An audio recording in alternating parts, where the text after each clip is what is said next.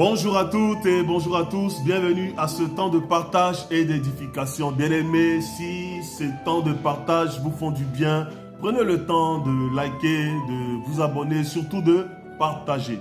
Alors nous sommes toujours sur notre grand thème, le travail de Dieu, mais notre sous-thème c'est comment définir la justice de Dieu. Et nous avions dit que dans 2 Corinthiens 5 verset 21,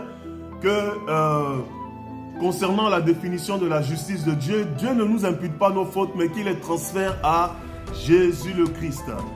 Et il est dit aux Corinthiens que lui qui n'a point connu le péché, le Père l'a fait péché et non pas pécheur, afin que nous devenions en lui justice de Dieu. On a expliqué tout ça dans la précédente vidéo.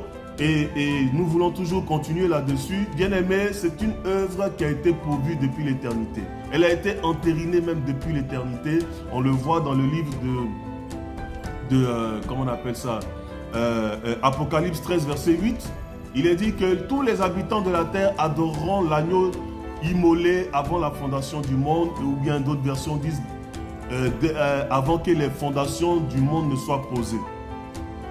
Hébreux 10, verset 5 à 8, il est dit que Jésus-Christ entrant dans le monde dit « Tu n'as voulu ni sacrifice ni holocauste, mais tu m'as fait un corps, ou encore tu m'as formé un corps, car il s'agit de moi dans le rouleau du livre, afin que je vienne, ô Dieu, pour faire ta volonté. » Alors, Dieu a pourvu à cela, il faut juste l'accepter. Vous voyez, l'œuvre de la croix qui a été manifeste a déjà eu lieu d'abord dans le monde spirituel, dans l'éternité.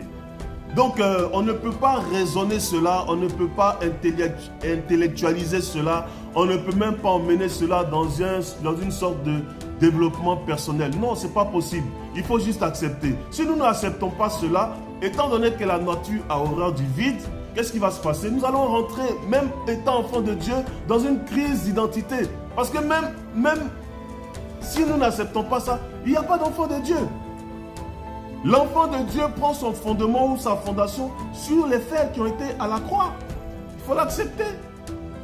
Sinon c'est compliqué, on veut travailler, on veut faire l'œuvre de Dieu, on veut chasser les démons, mais ce n'est pas possible parce que chasser les démons, tous ces miracles-là s'appuient sur l'œuvre achevée de la croix. Il est dit, voici les miracles qui accompagneront ceux qui auront cru. En mon nom, ils chasseront les démons, ils imposeront les mains aux malades, les malades seront guéris. Ça c'est le Marc 16, verset 17 à 18. On veut faire quoi encore? Il faut accepter. Donc je vais prendre 2 passages de l'écriture pour illustrer ce qu'on est en train de dire. Premièrement, je vais prendre dans le livre de Zacharie 3, versets 3 à 5. Il est dit que Zacharie voulait travailler en tant que souverain sacrificateur. Mais il ne le pouvait pas parce que ses vêtements étaient sales, souillés, synonyme du péché. Donc il a fallu que l'Éternel lui-même vienne pour le revêtir d'un vêtement blanc et un turban blanc pour qu'il soit qualifié à travailler dans le champ de Dieu. L'autre illustration, c'est le fils prodigue. Le fils prodigue a pris ses biens, il allait les dilapider. Et quand il revient, le père le revêt d'un vêtement blanc, un anneau et une chaussure. Voilà ce que je voulais dire. Que Dieu vous bénisse. À bientôt.